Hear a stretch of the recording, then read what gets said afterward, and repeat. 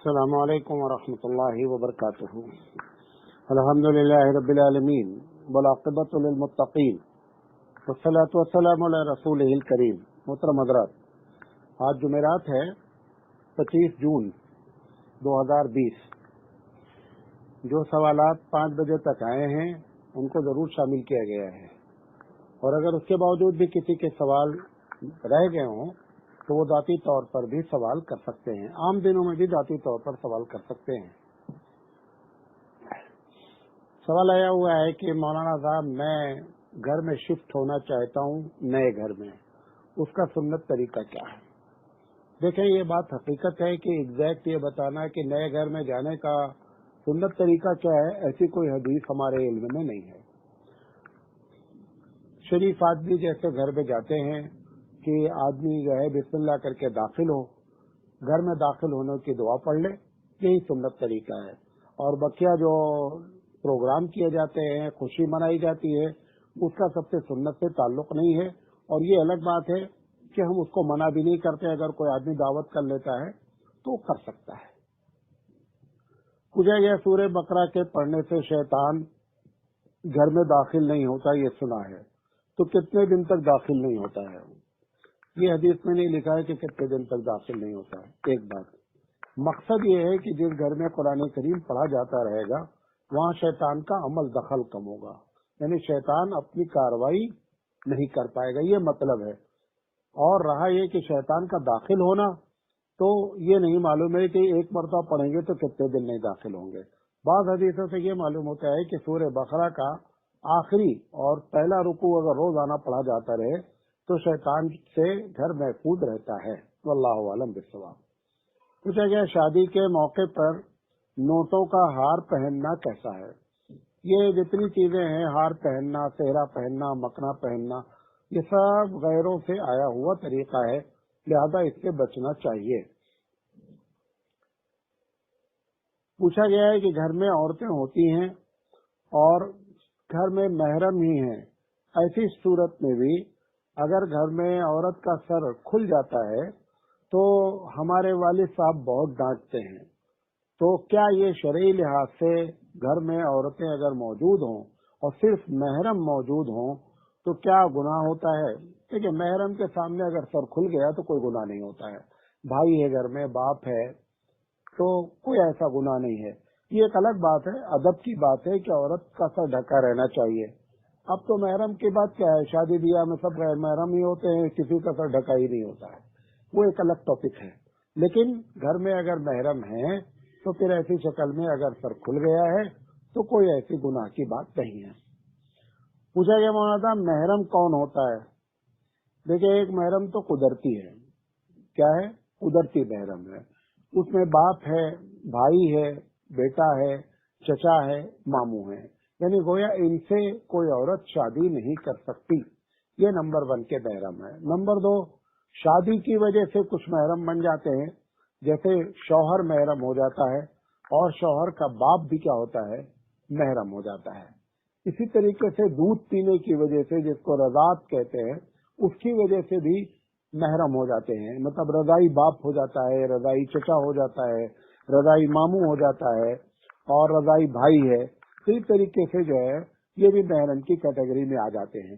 لیکن یہ بات بھی آپ کو بتا دیں کہ محرم کا یہ مطلب نہیں ہوتا ہے کہ عورتیں ان کے ساتھ ویسے برتاؤ کریں یا ویسے رہیں جیسے شوہر کے ساتھ رہتی ہیں، یہ مطلب نہیں۔ مطلب گھر میں جوان لڑکی ہے، باپ موجود ہے، تو اس کا یہ مطلب نہیں ہے کہ وہ باپ جوان لڑکی ہے اور باپ کے اوپر لدے آ کر کے ویسے کرے، یہ ساری چیزیں نہیں ہونی چاہیے، یہ غلط ہے۔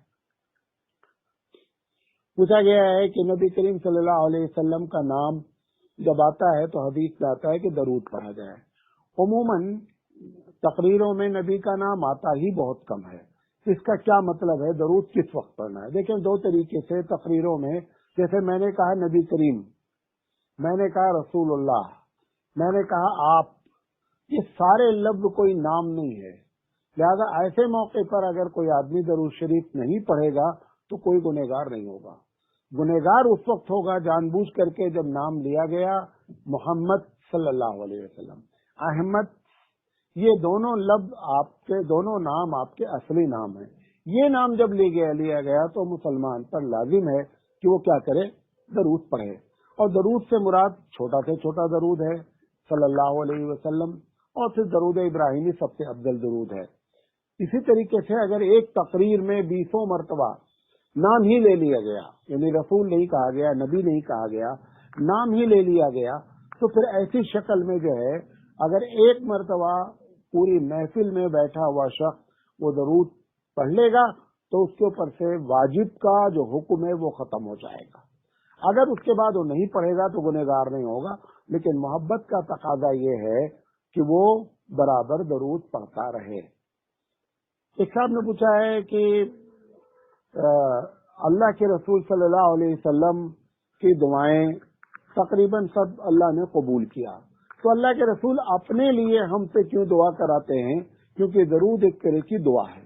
یا اذان کے بعد میں یہ دعا جو مسلمان کرتا ہے کہ محمد صلی اللہ علیہ وسلم آتی محمد الوسیلہ، یہ جو محمد صلی اللہ علیہ وسلم کے لیے جو وسیلہ کہتا ہے کہ اللہ ان کو وسیلے کا مقام عطا فرما، تو ہم جیسے گنہگاروں کے سے یہ کہنا کہ آپ میرے لیے دعا کریں، جبکہ آپ کی دعا سب خود قبول ہوتی ہے، تو ہم کو کیوں لگایا گیا کہ دعا کیجیے؟ یہ بڑا اچھا سوال ہے، اس کے بارے میں سمجھ لیں. سب سے پہلی بات تو یہ درود کے بارے میں جو کہا گیا ہے کہ درود پڑھیں، اس کی پہلی وجہ یہ ہے کہ تم کو یہ شرف بخشا گیا ہے، نمبر 1. نمبر 2، چونکہ آپ جب درود پڑھتے ہیں تو اللہ خوش ہوتا ہے، تو آپ کی جنت بنتی ہے. اور حضور صلی اللہ علیہ وسلم کی زندگی کا ایک مشن، جو بڑا مشن ہے کہ لوگوں کو جنت میں داخل کرنے کا طریقہ بتانا، تو اس طریقے سے بندے سے اللہ خوش ہوتا ہے اور بندہ جو ہے وہ جنت پہ جاتا ہے، تو جنت پہ جانے کا ایک ذریعہ ہے. نمبر 2. نمبر 3، تیسری وجہ یہ ہو سکتی ہے کہ نبی کریم صلی اللہ علیہ وسلم یہ بتانا چاہتے ہیں کہ میں خدا نہیں ہوں، میں اللہ نہیں ہوں، میں بھی محتاج ہوں اللہ کے دعاؤں کا. اللہ دعا ہماری قبول کرے، میں بھی محتاج ہوں. اس لیے کہ لوگ ہم کو اللہ نہ کہیں، لوگ ہم کو خدا نہ کہیں، ہم سے کہلایا گیا ہے کہ آپ میرے لیے دعا کریں. ورنہ حقیقت میں کہاں ہماری حیثیت کیا ہے اور کہاں نبی کریم صلی اللہ علیہ وسلم. یہ اللہ تعالیٰ نے اس شرک کی جڑ کو کاٹنے کے لیے اللہ کے رسول صلی اللہ علیہ وسلم کے ذریعے اس قسم کی بات ہوئی. واللہ اعلم بالصواب. پوچھا گیا ہے کہ شادی میں زکوٰۃ کی رقم دے سکتے ہیں یا نہیں، اور اگر دے سکتے ہیں تو اس شادی میں جا سکتے ہیں یا نہیں.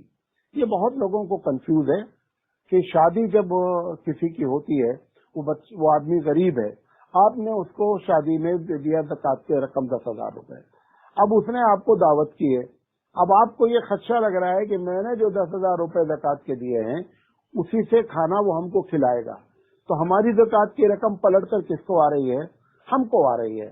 دیکھیں، سب سے پہلی بات تو یہ ہے، شادی ہو رہی ہے، وہ غریب ہیں، صاحب نصاب نہیں ہیں، آپ ان کو شادی کے مدد پیسے دے سکتے ہیں، کوئی سامان خرید کر کے آپ ان کو دے سکتے ہیں. مثال کے طور پر آپ نے پوچھا اچھا یہ بتاؤ کہ گیہوں کتنا لگے گا، اس نے کہا 2 کنٹل گیہوں لگے گا، آپ نے 2 کنٹل گیہوں خرید کے دے دیا. یہ ساری شکل ہو سکتی ہے. شرط کیا ہے کہ جس کو دیا جا رہا ہے وہ صاحب نصاب نہیں ہو، نمبر 1. اب رہا یہ کہ ہمارا اس میں دعوت پہ جانا، جب ہم نے زکوٰۃ اس کو دے دیا، جیسے ہی اس پر اس کا قبضہ ہوا، وہ اس کا مالک بنا، اب اس کے ہاتھ میں زکوٰۃ کیا ہو گئی؟ استعمال میں آ گئی. لہذا اب ہم کو جب وہ کھلائے گا تو زکوٰۃ نہیں کھلائے گا، ہم کو جو کھلائے گا وہ صدقہ نہیں بلکہ گفٹ ہوگا. حضور اکرم صلی اللہ علیہ وسلم کی مشہور حدیث ہے، سیاستہ میں 20 جگہ یہ حدیث استعمال ہوئی ہے کہ حضرت بریرہ سے حضور میں اللہ کی صدقہ تم کہ بریرہ، یہ جو گوشت آیا، لمبی چوڑی بات ہے، آپ کو اس کے پہلے بھی بتا چکا ہوں کہ اللہ کے رسول صلی اللہ علیہ وسلم کے گھر میں وہ کام کرتی تھی اور کسی صاحب نے ان کو صدقہ دیا. اللہ کے رسول صلی اللہ علیہ وسلم آئے گھر میں، پوچھا گھر میں کچھ ہے؟ تو انہوں نے کہا کہ ہاں گوشت ہے. پھر کہا کہ لیکن یہ گوشت صدقے کا ہے. حضور صلی اللہ علیہ وسلم آپ تو انہوں نے بریرہ نے کہا رضی اللہ تعالیٰ عنہ کہ آپ تو صدقہ نہیں کھاتے ہیں. تو نبی کے انداز میں فرمایا کہ لکی صدقۃ ولنا ہدیۃ، یہ تیرے لیے صدقہ ہے، تو مجھے جو دے گی وہ ہدیہ ہو جائے گا. کیونکہ تملیک ہو گئی، اب تملیک ہونے کے بعد وہ صاحب نصاب ہے نہیں، لہذا اس کے ہاتھ سے جو کچھ خرچ ہو رہا ہے وہ ہدیہ ہے، لہذا ایسی شادی میں جایا بھی جا سکتا ہے. پوچھا گیا ہے کہ اگر عورت کی ماہواری جس دن ختم ہوئی تو کیا شوہر بغیر اس کے نہائے ہوئے اس سے صحبت کر سکتا ہے یا نہیں؟ اگر ایک نماز کا وقت گزر گیا، مثال کے طور پر 8 بجے صبح ماہواری ختم ہوئی اور ظہر کا وقت آیا اور ظہر کا وقت گزر گیا اور اس نے نہیں نہایا، گرچہ یہ غلطی اس نے کی، ظہر کی نماز چھوڑی، ایسی شکل میں اگر کوئی صحبت کرے گا تو پھر صحبت کر سکتا ہے، گنہگار نہیں ہوگا۔ گویا ایک نماز کا وقت گزرنا چاہیے۔ پوچھا گیا ہے مولانا صاحب، ایک صاحب نے اپنی عورت کو بیماری کی حالت میں طلاق دیا کیونکہ ان کی والدہ نے ان سے یہ کہا کہ تیری بیوی سے تیری جمتی نہیں ہے اور تیری طبیعت ایسی خراب ہے کہ لگ رہا ہے کہ تو بچے گا نہیں، تو بہتر یہ ہے کہ تو اپنی بیوی کو طلاق دے دے تاکہ وراثت سے تیری بیوی محروم ہو جائے۔ یہ کر کے اس نے سمجھا کر کے بیٹے کو طلاق دلا دیا۔ بہرحال وہ نہ بھی سمجھاتی، اگر ایسے مرد میں جس میں شوہر کو محسوس ہوا کہ میں مر جاؤں گا اور بیوی کو طلاق دے دیا تاکہ وراثت سے محروم ہو جائے، تو پھر ایسی شکل میں بیوی وراثت سے محروم نہیں ہوتی ہے۔ اسی مرد نے جس مرد میں اس نے طلاق دیا ہے، اگر اسی مرد میں اس کا انتقال ہو گیا اور عدت ابھی چل رہی تھی، جو 4 مہینہ 10 دن اس کی عدت تھی وہ چل رہی تھی، تو پھر چونکہ جب طلاق دیا تو طلاق کی عدت چل رہی تھی، طلاق کی عدت ابھی چلی رہی تھی کہ کیا ہو گئی، انتقال ہو گیا، اب عدت کس کی چلے گی؟ وفات کی عدت چلے گی۔ عدت کے درمیان نہیں ہوا ہے معاملہ، لہذا وہ عدت بھی اب گزارے گی تو وفات والی گزارے گی اور وراثت میں حصہ بھی پائے گی، کیونکہ جس مرد میں اس کا انتقال ہوا ہے، اس نے طلاق دی ہے، اسی مرد میں اس کا کیا ہوا ہے؟ انتقال ہوا ہے۔ پوچھا گیا مولانا صاحب، ایک شخص بہت عمر رسیدہ ہیں، روزہ نماز کے بڑے پابند ہیں، لیکن کسی وجہ سے ان کا وضو نہیں ٹھہر رہا تھا، جس کی وجہ سے انہوں نے نمازیں قضا کر دی۔ اب وہ نماز قضا کریں، ادا کریں یا فدیہ دیں؟ دیکھیں، نماز کا فدیہ کہیں قرآن حدیث میں لکھا ہوا نہیں ہے، یہ بات پہلے نوٹ کر لیں۔ اگر ایک آدمی نے اس وجہ سے کہ میرا وضو نہیں ٹھہر رہا ہے تو ان کو بس مسئلہ پوچھنا چاہیے تھا کہ ایسے عذر کے وقت میں نماز کیسے ادا کی جائے۔ نماز معاف نہیں ہوتی ہے، عذر ہوتا ہے تو عذر کا حل نکالا جاتا ہے۔ بہرحال اب تو جو ہوا گزر گیا، ایسے شخص کو لازم ہے کہ وہ قضا کرے، فدیہ دینے کی کوئی ضرورت نہیں ہے۔ پوچھا گیا ساہی ایک جانور ہے، اس کا کھانا کیسا ہے؟ ساہی کے بارے میں اگر یہ بات ہم جہاں تک جانتے ہیں، اس پر تحقیق میری نہیں ہے، وہ خونخوار جانور ہے اور وہ پنجے سے کھاتا ہے اور وہ کھودتا ہے اور کھاتا ہے چیزوں کو۔ اگر وہ خونخوار ہے اور پنجے سے کھانے والا جانور ہے تو پھر ایسی شکل میں جو ہے وہ اس کا کھانا جائز نہیں ہوگا۔ ہاں، میں اگر اگلے ہفتے پھر یاد دلائیں آپ تو میں اس پر تحقیق کر سکتا ہوں کہ شاہی کے بارے میں کیا حکم ہے۔ پوچھا گیا مولانا صاحب، زچگی کے وقت میں سرکاری ہسپتالوں میں مرد لوگ ڈاکٹر ہوتے ہیں جو زچگی کراتے ہیں، اور اتنا پیسہ ہمارے پاس نہیں ہے کہ میں پرائیویٹ ہاسپٹل میں جا کر کے عورت ڈاکٹر سے زچگی کرواؤں، تو کیا ہے مجبوری درجے میں ایسا کرنا جائز ہے؟ پوچھا گیا کہ اسلام میں کون کون سے کھیل منع ہیں؟ اسلام نے جن کھیلوں کو منع کیا ہے نام لے کر کے، وہ شطرنج ہے نمبر 1، اور نمبر 2 چورس ہے جو پاسا پھینک۔ لیکن یہ سارے کھیل نبی کریم صلی اللہ علیہ وسلم کے زمانے میں بطور جوا کے کھیلے جاتے تھے۔ بقیہ جتنے بھی کھیل ہیں اس میں اگر جوا نہیں ہے تو اس کے کھیلنے میں پھر کوئی قباحت نہیں ہے۔ کرکٹ ہے، اگر کرکٹ میں جوا کے طور پر کرکٹ کھیلا جا رہا ہے کہ تم جیتو گے تو اتنا دو گے، ہم جیتیں گے تو اتنا، تو وہ کرکٹ بھی کیا ہو جائے گا؟ ناجائز ہو جائے گا۔ کبڈی کھیلی جائے وہ بھی ناجائز ہو جائے گی۔ تو ایک چیز یہ ہے کہ اگر کھیل میں تو کبڈی ناجائز نہیں ہوئی، حقیقت میں جوا کی وجہ سے کبڈی ناجائز ہوئی، تو اصل جوا ہے۔ اگر کھیل میں جوا آ گیا تو پھر ایسی شکل میں جوا کی وجہ سے وہ کھیل کو کہا جائے گا کہ اس وقت کھیلنا ناجائز ہے۔ اسی طریقے سے بعض لوگ کہتے ہیں کہ ایسا کھیل جس میں سطر کھلتا ہے، اگر سطر کھلتا ہے تو سطر کھلنے کی وجہ سے کھیل کا کھیلنا ناجائز ہوا، وہ کھیل ذاتی طور پر ناجائز نہیں ہوا۔ مثال کے طور پر دوڑنے کا کھیل ہے، اب وہ کہہ رہے ہیں نہیں آپ کو دوڑنا ہے لیکن عورت ہو یا مرد ہو، جو انٹرنیشنل دوڑیں ہوتی ہیں اس میں عورت کو صرف جو ہے وہ انڈر ویئر اور برا پہنا کے دوڑاتے ہیں۔ یہ جو کیا جا رہا ہے یہ حرام ہے۔ دوڑنا حرام نہیں ہے، وہ جو حرکت کی گئی وہ حرام ہے۔ ایسے ہی مرد لوگوں کو بعض کرتے ہیں کہ انڈر ویئر پہنا کے دوڑاتے ہیں، یا یہ کہ سوئمنگ کراتے ہیں ایسے ڈریس میں۔ یہ ساری چیزیں جو ہے نا اس ڈریس کی وجہ سے حرام ہے، ورنہ وہ حرام نہیں ہے، دوڑنا حرام نہیں ہے۔ مجھے یہ مطلب کبھی کبھی چھوٹے چھوٹے جھوٹ ہم لوگ بولتے ہیں، وہ جھوٹ کہلاتا ہے کہ نہیں؟ انہوں نے 2 مثالیں دی ہیں۔ ایک مثال دی ہے کہ کوئی پوچھتا ہے کہ کیا ٹائم ہو رہا ہے، 5:12 ہوتا ہے، ہم بول دیتے 5:15 بج رہے ہیں، جبکہ 3 منٹ ابھی کیا ہے کم ہے۔ یہ جو ایسا جھوٹ ہے نا یہ عرف عام ہے، دھوکہ نہیں دینا مقصد ہے اور نہ کسی کا نقصان، لہٰذا یہ عرف عام کی باتیں چلتی ہیں۔ پھر دوسرا انہوں نے کیا ہے کہ کوئی ہم سے پوچھتا ہے فون پر بھائی کتنی دیر میں آ رہے ہیں، میں کہہ دیتا ہوں کہ 5 منٹ میں آ رہا ہوں، جبکہ اسے معلوم ہے کہ ہم یہاں سے وہاں تک کا سفر 5 منٹ نہیں طے کر سکتے۔ یہ جو دوسرا والا ہے یہ غلط ہے، اس سے آدمی دھوکہ کھاتا ہے۔ وہ 5 منٹ، جیسے میں تو خاص کر اگر مجھ سے آپ 5 منٹ بولیں گے تو میں 5 منٹ کے بعد ہی جو ہے سمجھ جاؤں گا کہ یہ بندہ دھوکے باز ہے۔ لہذا اسلامی لحاظ سے اس قسم کے جو دھوکے ہیں یہ دھوکہ کہلائے گا۔ آپ کو معلوم ہے کہ اگر 5 منٹ میں نہیں پہنچ سکتے ہیں تو آپ یہ بولیں کہ انشاءاللہ کوشش کریں گے 5-10 منٹ 15 منٹ میں آ جائیں گے، ایسے بول کر بات کریں، ایگزیکٹ بات نہیں بتائیں۔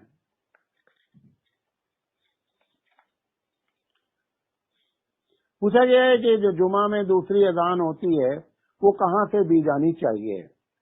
اس کے بارے میں کئی مرتبہ بات کر چکا ہوں۔ اس مسئلے میں اختلاف ہے، کچھ لوگوں کی رائے یہ ہے، اب اس کو دیوبندی بریلوی مسلک کا ایک سمبل بنا لیا گیا، نشان بنا لیا گیا کہ دیوبندی مسجد میں اذان جو ہے وہ خود ممبر کے سامنے ہوگی اور بریلوی مسجد میں کیا ہوگی، دور ہوگی۔ صحیح بات یہ ہے کہ جو دوسری اذان ہے وہ اللہ کے رسول صلی اللہ علیہ وسلم کے زمانے میں مسجد کے باہر ہوتی تھی، مسجد کے اندر یہ اذان نہیں ہوتی تھی، لیکن اس کا مقصد دوسروں کو بلانا ہوتا تھا، لہذا باہر سے اذان دی جاتی تھی۔ اگر کوئی آدمی آج بھی دوسری باہر سے اذان دیتا ہے تو پھر ایسی شکل میں یہ نہیں کہہ سکتے کہ یہ ناجائز کام کر رہا ہے، کیونکہ وہ ایگزیکٹ اللہ کے رسول کی سنت پر عمل کر رہا ہے، لہذا ہم کو اس کے بارے میں غلط بات نہیں کہنی چاہیے۔ اور جو ممبر کے سامنے اذان دیتے ہیں ان کو غلط نہیں کہنا چاہیے، کیونکہ مقصد اس وقت اذان کا صرف اس سنت کا ادا کرنا ہے، لوگوں کو باہر والوں کو بلانا نہیں ہے۔ لہذا اگر وہ وہاں سے دے دیتے ہیں تو بھی صحیح ہے، باہر سے دے دیتے ہیں تو بھی صحیح ہے۔ میں ایک بات اور کہنا چاہتا ہوں، ایسے سوالات کے بہت چھوٹے چھوٹے سوال آتے ہیں، بعض ایسے سوالات ہم کو الجھا دیا گیا ہے پوری امت کو عالمی سطح پر کہ جس سے کوئی ہماری زندگی میں خاص فرق نہیں پڑتا ہے، لیکن جان بوجھ کر کے لوگوں نے شرارت کر کے چھوٹے چھوٹے مسئلے کہ نماز میں انگلی کب اٹھائی جائے گی، نماز میں تشہد میں انگلی کب گرائی جائے گی، رفع الیدین کیا جائے گا کہ نہیں کیا جائے گا، آمین دور سے بولی جائے، یہ جو چھوٹے چھوٹے مسائل ہیں، جو فضائل کا اختلاف ہے، اولا اور غیر اولا کا اختلاف ہے، اس مسئلے میں امت کو نہیں الجھانا چاہیے۔ لیکن کچھ لوگ اس دنیا میں ایسے پیدا ہوئے ہیں جن کا کام چند فقہی مسائل کو لے کر کے الجھائے رکھنا، اور تاکہ امت کوئی تعمیری کام جو ہے وہ نہیں کر سکے۔ یہ ہمارے لیے ایک بڑا سانحہ ہے کہ جو ہم ان چیزوں میں الجھے ہوئے ہیں۔ اس کی وجہ کیا ہے؟ الجھنے کی وجہ بھی آپ کو بتاتے ہیں، کیونکہ جس آدمی کے پاس کوئی زندگی کا مقصد نہیں ہوتا ہے وہ ہمیشہ ان چھوٹے چھوٹے مسائل میں کیا ہے، الجھا رہتا ہے۔ اگر کسی آدمی کے پاس ایک بڑا مقصد ہو تو وہ ان چیزوں میں نہیں الجھے گا۔ ٹوپی لگا کر نماز نہیں پڑھ رہے ہیں تو ان کو بہت تکلیف ہے، حالانکہ ایک آدمی نماز پڑھ رہا ہے، مثال کے طور پر وہ پوچھتا ہے تم نے رفع الیدین کیا کہ نہیں کیا؟ نہیں کیا تھا، تمہاری نماز نہیں ہوئی۔ اس کو کبھی نہیں بولنے گیا جو نماز ہی نہیں پڑھ رہا ہے، جو نماز میں رفع الیدین نہیں کیا اس کو نماز چھوڑا دے، یہ اس کو زیادہ اچھا لگتا ہے۔ جو نماز پڑھ رہا ہے اس کے بارے میں کبھی اس کو تبلیغ کی توفیق نہیں ہوتی ہے۔ یہ سب ہمارے لیے ایک بڑی ٹریجڈی ہے، بڑا سانحہ ہے۔ اسی طریقے سے کوئی آدمی نہیں کر رہا ہے یا کر رہا ہے، دونوں ایک دوسرے کے کرتے ہیں، لیکن اس کی فکر نہیں ہے جو فرض نماز ہی چھوڑ رہا ہے، بھائی فکر اس کی کرو جو فرائض کو چھوڑ رہا ہے۔ پوچھا گیا ہے کہ اگر کسی شوہر نے یہ شرط رکھی کہ آپ فلاں کام اگر فلاں پڑوسی کے گھر میں جائیں گی تو آپ کو طلاق ہے، بیوی پڑوسی کے گھر میں نہیں جا رہی ہے، اب شوہر کو احساس ہو رہا ہے کہ میں نے جو یہ بات کہی ہے یہ غلط ہے، ایسا مجھے نہیں کہنا چاہیے تھا. تو کیا شوہر اپنی شرط کو ختم کر سکتا ہے کہ ٹھیک ہے بھائی میں نے کہا تھا لیکن کوئی بات نہیں، اگر جانا چاہو تو جاؤ؟ اگر شوہر نے ایسی شرط رکھی ہے اور وہ اس کو ختم کرنا چاہتا ہے تو کر سکتا ہے. وہ یہ کہہ سکتا ہے کہ اچھا کوئی بات نہیں، اب اگر جانا چاہیں تو چلی جائیں، طلاق نہیں ہوگی. ایسے کر کے وہ چاہے تو اپنی رکھی ہوئی شرط کو ختم کر سکتا ہے. پوچھا گیا ہے کہ کیا عورت اسکوٹی یا کار چلا سکتی ہے کہ نہیں. دیکھیں نبی کریم صلی اللہ علیہ وسلم کے زمانے میں بھی عورتوں نے سواریاں کی ہیں، حتیٰ کہ جہاد میں گئی ہیں. لہذا اگر عورت جس چیز کا اہتمام کرنا چاہیے، پردہ، اگر وہ پردے کا اہتمام کر رہی ہے تو اسکوٹی بھی چلا سکتی ہے اور کار بھی چلا سکتی ہے. اس بات کا صرف خیال رکھنا چاہیے کہ 48 میل کے سفر سے زیادہ وہ اکیلے سفر نہیں کرے جب تک کہ محرم موجود نہیں ہو. وہاں رہا یہ وہ چلانا جائز ہے. حضرت عائشہ صدیقہ رضی اللہ تعالی عنہ نے جنگ جمل میں خود کمانڈنگ کی ہے اور آپ اونٹ پر خود سوار تھی، اس اونٹ پر جس پر کمانڈنگ کی جا رہی تھی. لہذا یہ دونوں جو سوال کیا گیا ہے یہ جائز ہے. پوچھا گیا ہے کہ عورت جمعہ کی نماز مسجد میں ادا کر سکتی ہے نہیں. اگر مسجد میں عورتوں کے لیے انتظام ہے تو ایک دم ادا کر سکتی ہے. یہ جو فتویٰ مکروہ کا دیا گیا ہے، بعض لوگ بھی دیتے رہتے ہیں آج بھی، یہ حدیث کی روح کے خلاف ہے. یہ کہنا تو صحیح ہے کہ عورت کا جمعہ پڑھنا واجب نہیں ہے، عورت پر جمعہ واجب نہیں ہے، جمعہ پڑھنے جائے گی تو خاص جمعہ کا کوئی اس کو الگ سے ثواب نہیں. یہ ساری باتیں صحیح ہیں، لیکن اگر وہ جانا چاہتی ہے جمعہ پڑھنے کے لیے اور خاص کر ایسی مسجد میں جہاں پر سارا انتظام ہے اور وہ چاہتی ہے کہ میں بھی تقریر سنوں جمعہ میں کیا ہوتی ہے، تو ایسی شکل میں ہم کو کیا کرنا چاہیے؟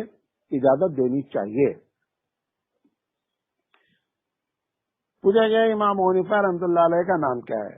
دیکھیے میں ویسے تو یہ جو جنرل نالج کے سوال جواب ہوتے ہیں میں اس کا جواب بہت کم دیتا ہوں، تو دوبارہ میں اس قسم کے سوالات سے کوئی خاص نہیں، بہرحال پوچھ لیا گیا ہے جواب دے رہا ہوں. نعمان بن ثابت رضی اللہ تعالی عنہ بھی بعض لوگ لکھتے ہیں اور بعض لوگ رحمۃ اللہ علیہ لکھتے ہیں.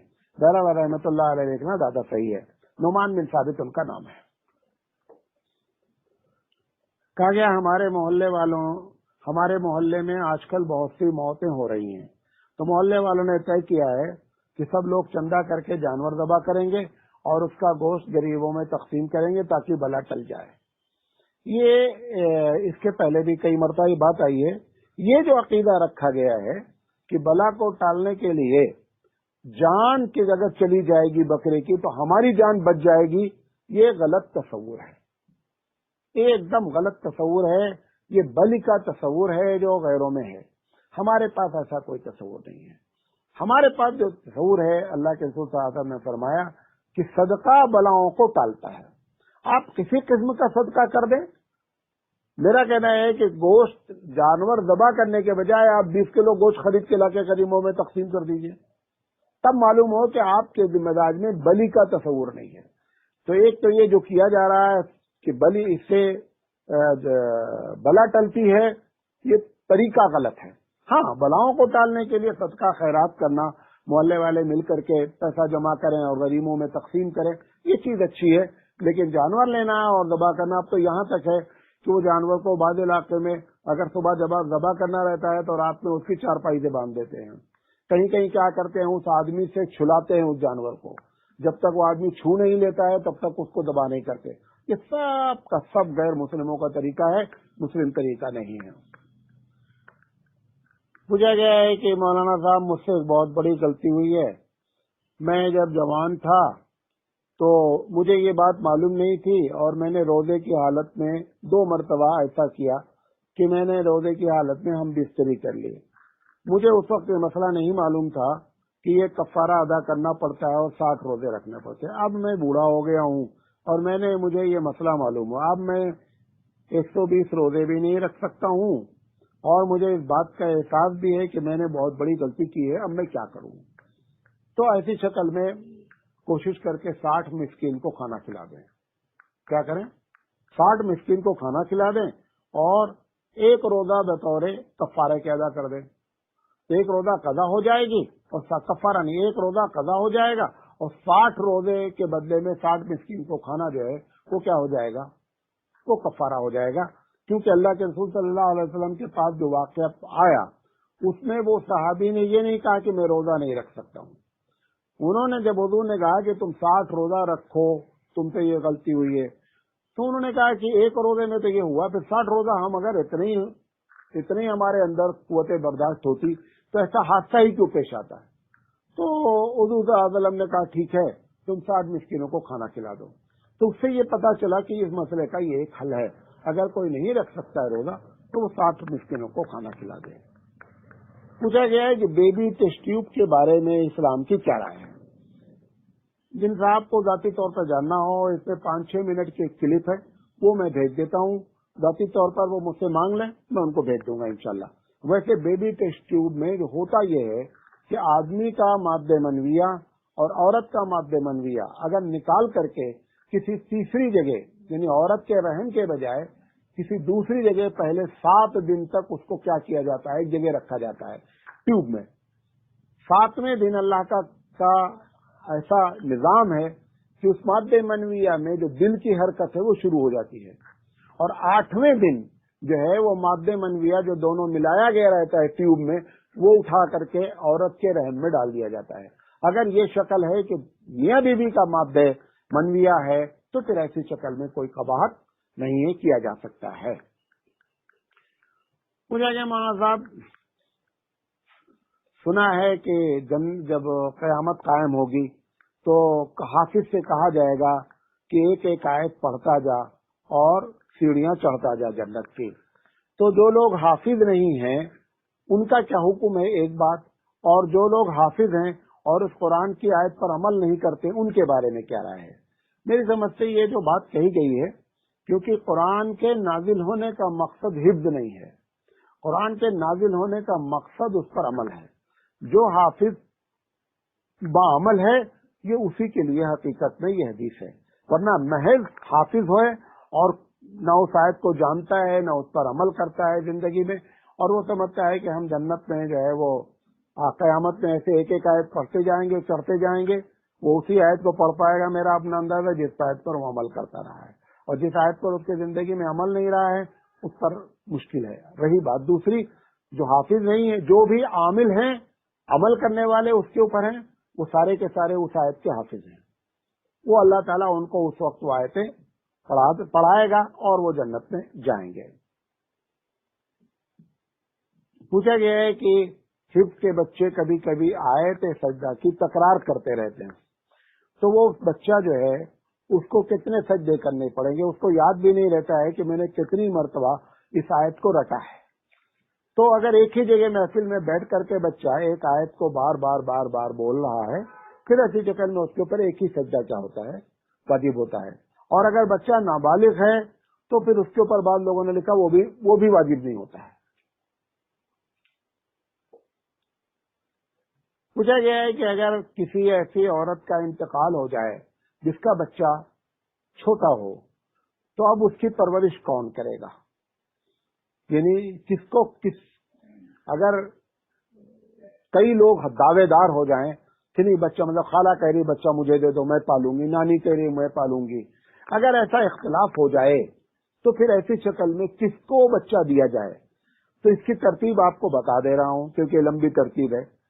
नानी को सबसे पहले बच्चा दिया जाए, नानी राजी नहीं है या कोई वजह है तो दादी, दादी के बाद सगी बहन, सगी बहन के बाद माँ शरीक बहन, माँ शरीक बहन के बाद बाप शरीक बहन, बाप शरीक के बाद हकीकी बहन की बेटी, उसके बाद माँ शरीक बहन की बेटी, फिर खाला, फिर माँ के एतबार से खाला, फिर बाप के एतबार से खाला, बाप की शरीक बहन की बेटी, हकीकी भाई की बेटी, माँ शरीक भाई की बेटी, बाप शरीक भाई की बेटी, हकीकी फूफू, माँ के एतबार से फूफू, बाप के एतबार से फूफू, फिर माँ की खाला, बाप की खाला, उसके बाद माँ और बाप की फूफियां, उसके बाद विरासत की तरतीब मर्दों में आएगी।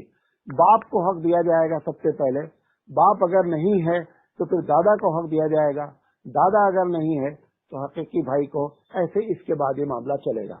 तो इस तरीके से ये तरतीब है। अगर वो बच्चा छोटा है और इख्तिलाफ हो जाए तो इस तरतीब से शरीयत जो है उनको देती है।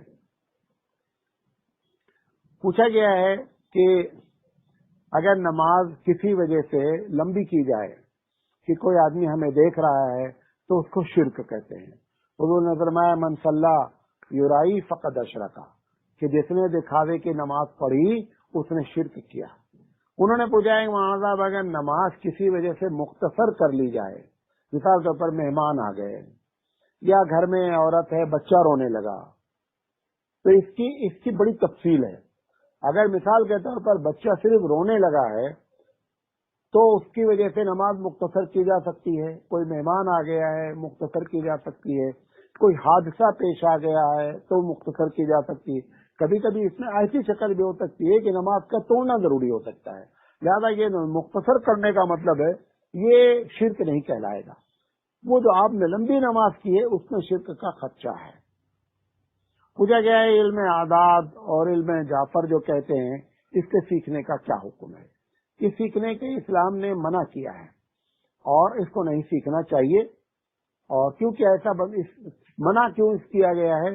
کیونکہ اگر یہ علم سیکھتا ہے تو پھر ایسی شکل میں وہ غلط کام کرنے کے چانسز زیادہ ہوتے ہیں اور اللہ پر سے اس کا عقیدہ کمزور ہوتا ہے. اس لیے ان علموں کو سیکھنے سے ہمارے علماء منع کرتے ہیں. پوچھا گیا ہے کہ بہت کوشش کرتا ہوں کہ 2 رکعت خشوع خضوع سے پڑھوں لیکن پڑھ نہیں پاتا ہوں. اگر آپ کوشش کر رہے ہیں تو کوشش کی بنیاد پر آپ کو خشوع خضوع کا ثواب مل جائے گا. خشوع خضوع کا پیدا کرنا کس کے ہاتھ میں ہے؟ اللہ کے ہاتھ میں ہے. آپ کوشش کریں کہ خشوع خضوع سے پڑھیں گے، بھلے خشوع خضوع ہو پاوے یا نہیں پاوے، تو یہ اطمینان رکھیں کہ ہم نے پوری کوشش کی ہے. جان بوجھ کر کے خیالات نہ لائے جائیں. اب خشوع خضوع سے پڑھنے کا پورا ارادہ ہے، ساری توجہ، اس کے باوجود توجہ بھٹک گئی، اللہ معاف کرنے والا ہے اور خشوع خضوع کا ثواب اس کو مل جائے گا انشاءاللہ. کہا گیا مولانا صاحب بڑے بڑے علماء نے مولانا مودودی رحمت اللہ علیہ کے خلاف لکھا ہے، آپ کی کیا رائے ہے؟ دیکھیں اس کے بارے میں پہلے بتا دیں، میں حالانکہ اتنا بڑا آدمی نہیں ہوں کہ میں کوئی ذاتی رائے دوں. بہرحال آپ نے سوال کر لیا ہے تو پہلا جواب یہ ہے کہ میرا اپنا موقف یہ رہتا ہے کہ جس شخص کے بارے میں رائے غلط دینے میں لوگ مختلف ہوتے ہیں میں اس میں خاموش رہتا ہوں. جب تک سب لوگ نہ بولیں غلط ہے تب تک میں کسی کو غلط نہیں کہتا ہوں. مثال کے طور پر غلام احمد قادیانی کے بارے میں جمہور کی رائے ہے ہمارے علماء کی، سب جتنے ہیں کہ وہ غلط ہے، لہذا ہم بھی کہتے ہیں غلط ہے. بقیہ کسی کے بارے میں اگر کچھ لوگوں کی رائے ایک ہے، کچھ لوگوں کی، مثال کے طور پر بہت بڑے بڑے لوگ مولانا مودودی کو غلط کہتے ہیں تو بہت بڑے بڑے لوگ مولانا مودودی کو صحیح بھی کہتے ہیں. لہذا ہمارا موقف ایسے مسئلے میں ہوتا یہ ہے کہ ہم خاموشی اختیار کرتے ہیں. نمبر 1 جواب. نمبر 2، آپ نے یہ جو بات لکھا ہے کہ بڑے متقی بڑے پرہیزگار لوگوں نے مولانا کے پر ریمارک کیا ہے، متقی پرہیزگار ہونے کا یہ مطلب نہیں ہوتا ہے کہ اب ان سے زندگی میں غلطی سرزد نہیں ہو سکتی، غلطی سرزد ہو سکتی ہے. تیسرا جواب یہ ہے، میں اس لیے بھی اس سلسلے میں خاموش رہتا ہوں کہ قیامت میں مجھے ایسی کوئی حدیث نہیں معلوم ہے کہ کوئی ہم سے یہ پوچھے، قیامت میں فرشتہ یا اللہ پوچھے کہ تم نے مولانا مودودی کو گالی کیوں نہیں دیا. یہ سوال ہم سے قیامت میں نہیں ہوگا.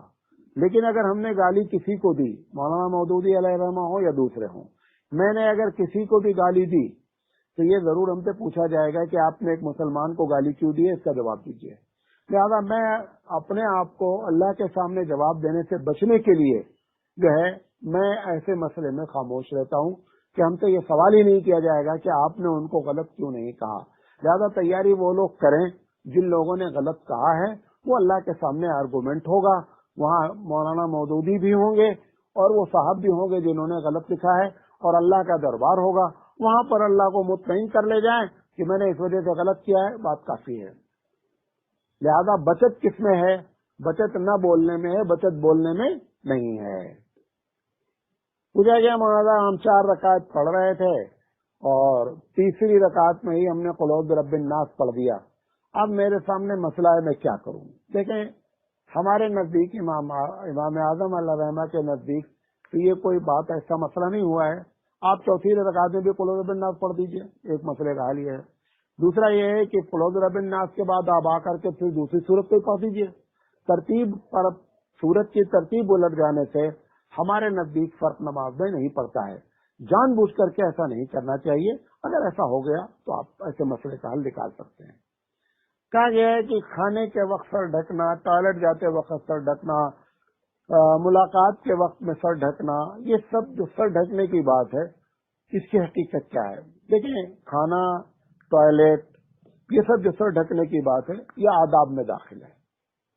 بہت سے لوگوں کا اپنا تجربہ ہے کہ اگر ٹوائلٹ کے وقت میں آدمی کا سر ڈھکا رہے تو بہت سی بیماریوں سے اس کی حفاظت رہتی ہے. بعض لوگوں نے تو اس پر بہت ریسرچ کیا ہے کہ یہ جو فالش کا اثر ہوتا ہے جو بعض لوگوں کو خاص کر ٹوائلٹ جاتے ہوئے یا ٹوائلٹ میں جو ہو جاتا ہے، اگر سر ڈھکا رہے، عورت ہو یا مرد ہو، تو وہ اس سے اس کی حفاظت ہوتی ہے. لیکن ایسی کوئی حدیث ہو کہ ٹوائلٹ جاتے وقت سر ڈھکا ہو، مجھے ایسی کوئی حدیث معلوم نہیں ہے.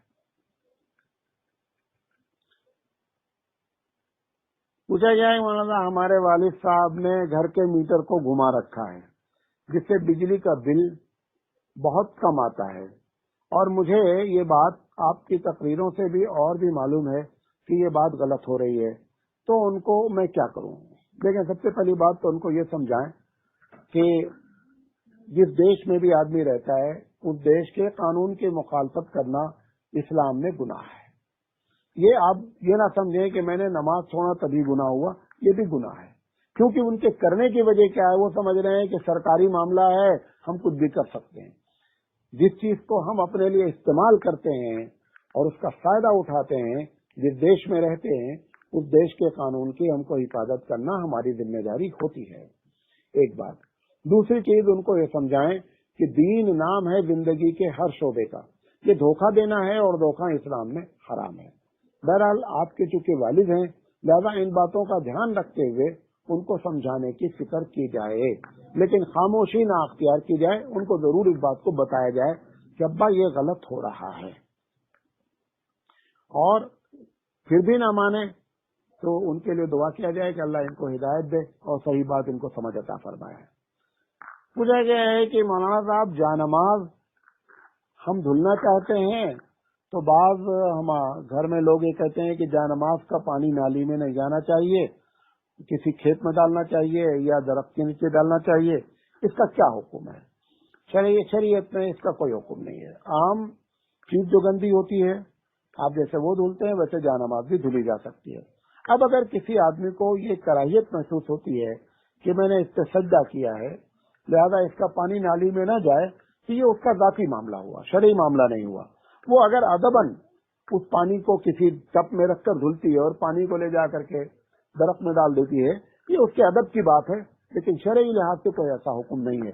ادب کے لیے دلیل ہونا ضروری نہیں ہوتا ہے کہ ہر ادب کے لیے دلیل ہو. یہ بات جو جملہ کہہ رہا ہوں غور سے سنیں. ادب کے لیے دلیل کا ہونا ضروری نہیں ہوتا ہے. ادب کے لیے یہ شرط ہوتی ہے کہ آپ جو بات کہہ رہے ہیں وہ شریعت کے خلاف نہ ہو. مثال کے طور پر امام مالک رحمۃ اللہ علیہ مدینہ میں ادب کے لحاظ سے کبھی بھی چپل نہیں پہنتے تھے. حالانکہ کہیں قرآن حدیث میں نہیں لکھا ہے کہ مدینہ میں رہنے والا چپل نہ پہنے. یہ ان کا ادب ہے. یہ کیا ہے؟ یہ ان کا ادب ہے. آپ ان سے پوچھیں امام مالک تمہارے پاس دلیل کیا ہے کہ چپل نہ پہنو؟ یا امام بخاری رحمۃ اللہ علیہ ادب میں جب ایک حدیث لکھتے تھے تو 2 رکعت نماز پڑھتے تھے، یا بعض روایت میں آتا ہے کہ وضو کرتے تھے. تو سوال یہ ہے کہ حدیث کو لکھتے اور پڑھتے وقت وضو کرنا ضروری ہے؟ وہ بھی کہیں نہیں لکھا ہے. یہ ان کا ادب ہے. لہذا ادب اس وقت تک قابل قبول ہے جب تک کہ وہ شریعت کے خلاف نہ ہو. تو اگر اس ادب کی وجہ سے وہ جانماز کا ادب اس طریقے سے کوئی عورت یا مرد کرنا چاہتا ہے تو ہم اس کو ناجائز بھی نہیں کہہ سکتے. لیکن کرنے والے کو گنہگار کہنا بھی غلط ہے. اگر اس نے دھل دیا، گھر میں بہو نے دھل دیا تو سانس چڑھ جائے کہ تم نے بہت بڑی بے ادبی کی ہے، یہ بھی غلط ہو رہا ہے.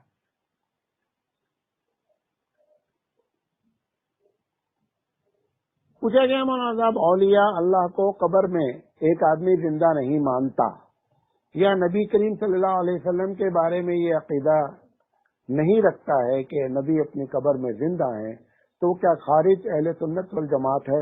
میری سمجھ سے خارج اہل سنت والجماعت نہیں ہو سکتا ہے. اور کیونکہ اس مسئلے میں اختلاف بھی ہے، نبی کو چھوڑ کر اولیاء اللہ کے بارے میں تو زبردست اختلاف ہے. لہذا اگر کوئی یہ کہتا ہے کہ میں اس قبر میں زندگی کا قائل نہیں ہوں، پہلے سنت الجماعت سے خارج نہیں ہوگا۔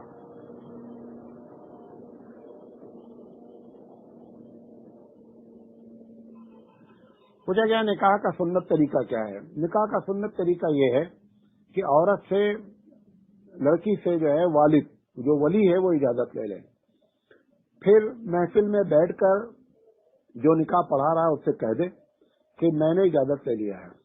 وہاں پہ کم سے کم 2 لوگ موجود ہوں اور تیسرا شوہر موجود ہو جس سے شادی ہو رہی ہے۔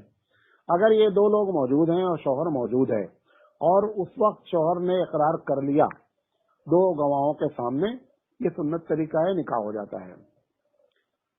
دوسرا سوال کیا گیا ہے کہ مہر کے بارے میں کیا رائے ہے؟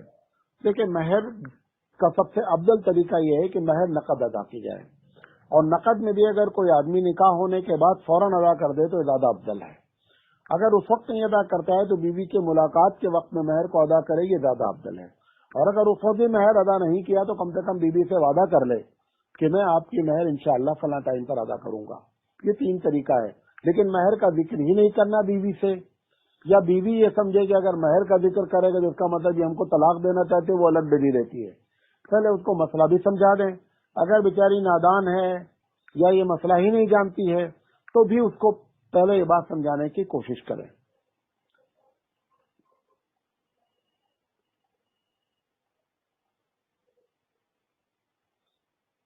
پوچھا گیا ہے کہ نماز میں جو نکاح رخصتی کے وقت میں 2 رکعت نماز پڑھی جاتی ہے، اس کا پڑھنا کیسا ہے؟ بعض لوگوں کے نزدیک یہ سنت ہے، بعض لوگوں نے سنت سے انکار کیا ہے، لیکن صحیح بات یہ ہے کہ حدیث موجود ہے، 2 رکعت نماز اگر کوئی پڑھنا چاہے تو پڑھ لے، نہیں پڑھنے والا کوئی غلط کام نہیں کیا، گنہگار نہیں ہوگا۔ پوچھا گیا دارالعلوم دیوبند کی بنیاد کب رکھی گئی، دارالعلوم ندوے کی بنیاد کب رکھی گئی، اور علی گڑھ مسلم یونیورسٹی کی؟ میں اس سوال کا جواب نہیں دینا چاہتا تھا، لیکن معلوم نہیں وہ صاحب کیا سمجھیں گے۔ بہرحال ایسے سوالات کو ہم کو دلچسپی نہیں ہوتی ہے۔ دارالعلوم دیوبند کی بنیاد جو ہے 1866 میں رکھی گئی ہے، اور دارالعلوم ندوے کی بنیاد 1894 میں رکھی گئی ہے، اور ندوۃ العلماء کی 1894 میں، اور علی گڑھ کی جو ہے 1875 میں بنیاد رکھی گئی ہے۔ پوچھا گیا مطلب قرآن میں ایک آیت ہے اذا خاطبهم الجاہلون قالوا سلاما، کہ جب جاہل تم سے خطاب کرے تو تم اس کو سلام بولو۔ انہوں نے کہا سلامتی کی دعا کرنا اور جاہل بھی ہے، ایسے آدمی کے لیے سلامتی کی دعا کرنے کی کیا ضرورت ہے؟ بات سمجھے؟ وہ تو جہالت کر رہا ہے، ایسے جاہل آدمی کے لیے سلامتی کی دعا کیوں کی جائے؟ یہاں پہ سلامتی سے مراد سلامتی نہیں ہے، یہ پنڈ چھڑانا ہے، پیچھا چھڑانا ہے۔ جیسے کسی کو جواب نہیں دینا چاہتے ہیں، اچھا ٹھیک ہے، جیسے آپ کسی فقیر سے کہتے ہیں بھیا معاف کرو، یہ جو بھیا معاف کرو آپ بولتے ہیں، اس کا یہ مطلب نہیں آپ اس سے معافی مانگ رہے ہیں، آپ چھٹکارا چاہ رہے ہیں کہ مجھے چھوڑو بھیا، جانے دو۔ یہ اس کا مطلب سمجھ لے کہ اتنا بڑا آدمی ہو کر کے مجھ سے معافی مانگ رہا، میں تو اس کا مطلب بہت بڑا آدمی ہوں، یہ معافی نہیں ہے۔ ایسے ہی یہ جو کہا گیا ہے کہ وَإِذَا خَاطَبَهُمُ الْجَاهِلُونَ قَالُوا سَلَامًا، یہ پن چھڑانا اور پیچھا چھڑانے کے لیے کہا گیا ہے۔ اور اگر اس کو دعا کے معنی میں ہی ہے تو پھر یہ دعا ہے کہ اللہ تعالیٰ جاہل آدمی کو ہدایت عطا فرما دے اور سلامتی کا راستہ دکھلا دے، یہ معنی ہے۔ یہ معنی نہیں ہے کہ تم جہالت پہ رہو اور صحیح سالم رہو، یہ مطلب نہیں ہے۔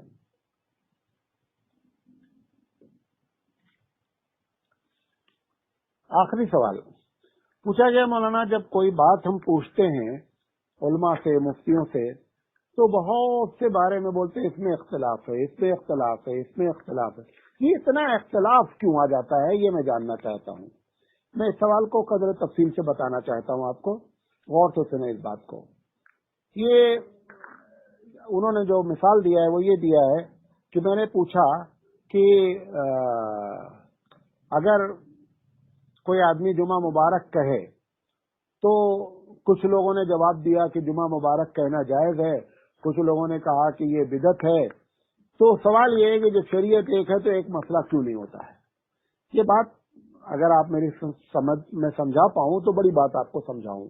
دیکھیں، سب سے پہلی بات تو یہ ہے کہ جب کوئی مسئلہ پوچھا جاتا ہے کسی عالم سے، کسی مفتی سے، اور وہ مسئلہ قرآن حدیث میں لکھا نہیں ہوتا ہے، تو اب یقینی بات ہے کہ وہ اس مسئلے میں غور و فکر کرتا ہے اور ایک مسئلہ بیان کرتا ہے، جس کو آپ اجتہاد کہہ لیجئے، جو بھی کہہ لیجئے۔ اب جب غور و فکر کے بعد مسئلہ بیان کرے گا تو غور و فکر کرنے کے لحاظ سے ہر انسان کی عقل الگ الگ ہوتی ہے، لہذا مسئلے میں اختلاف آ سکتا ہے، پہلی وجہ۔ اگر وہ جیسے یہی جمعہ مبارک کہنے کی بات ہے، اب جمعہ مبارک جو ہے وہ حضور صلی اللہ علیہ وسلم نے کسی حدیث میں نہیں ذکر ہے، اب وہ اجتہاد ہی کرے گا۔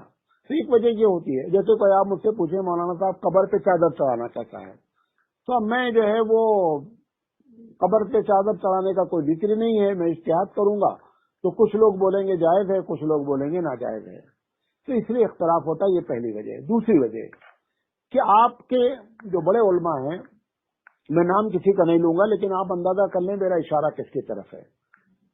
ایک صاحب نے اصول یہ بنایا ہے کہ جو چیز بھی ہم کو اچھی لگے، غور سے سنیں اس کو، جو چیز بھی ہم کو اچھی محسوس ہوتی ہے اگر شریعت میں منع نہیں ہے تو جائز ہے۔ مثال کے طور پر آپ نے پوچھا جمعہ مبارک کہنا، تو انہوں نے کہا جمعہ مبارک کہنا منع تو ہے نہیں، لہذا جائز ہے۔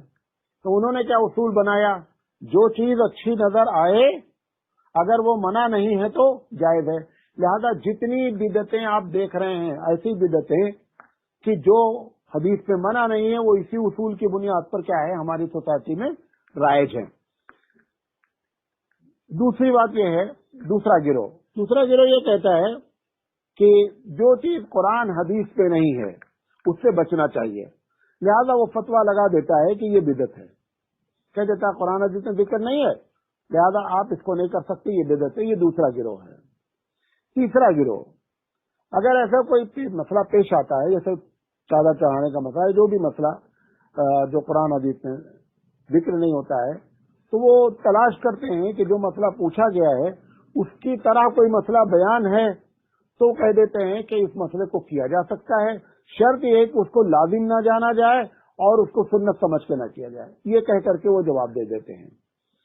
چوتھا کہتا ہے، یہ جو چوتھا ہے یہ ہم بھی اس کے ساتھ شامل ہیں، یہ چوتھی والی جو رائے ہے، یہ کہتا ہے کہ جو کام بھی نیا نظر آئے، اگر وہ کام اللہ کے رسول صلی اللہ علیہ وسلم کے زمانے میں کرنا ممکن تھا اور حضور نے نہیں کیا ہے تو پھر ایسی شکل میں نہیں کرنا چاہیے۔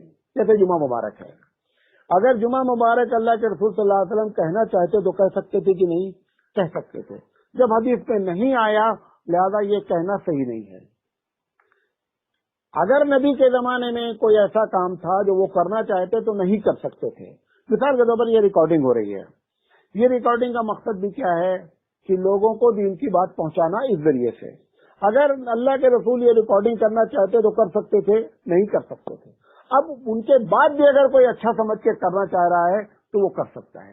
تو اس میں دیکھنا یہ چاہیے بنیادی طور پر کہ جس چیز کے بارے میں سوال کیا گیا ہے وہ سوال اللہ کے رسول اپنے زمانے میں اس کر سکتے تھے اس کام کو، تو آپ اس کی اجازت قطعی نہ دیں۔ آج جیسے قبر پہ چادر ڈالنا ہے، اللہ کے رسول چادر ڈال سکتے تھے کہ نہیں ڈال سکتے تھے، نہیں ڈالا ہے، لہذا آپ چادر کا ڈالنا کبھی بھی اچھا کام نہیں ہو سکتا ہے۔ نبی کریم صلی اللہ علیہ وسلم کیا قبروں پر عرس لگاتے تھے؟ نہیں لگاتے تھے۔ آپ کہنے لگانے میں نقصان کیا ہے؟ یہ جواب صحیح نہیں ہے۔ جواب یہ ہے کہ اللہ کے رسول کر سکتے تھے یا نہیں، نہیں کر سکتے تھے۔ آپ کہہ رہے نہیں کر سکتے تھے تب تو ٹھیک ہے، لیکن کر سکتے تھے، عرس منا سکتے تھے، چادر ڈالی جا سکتی تھی۔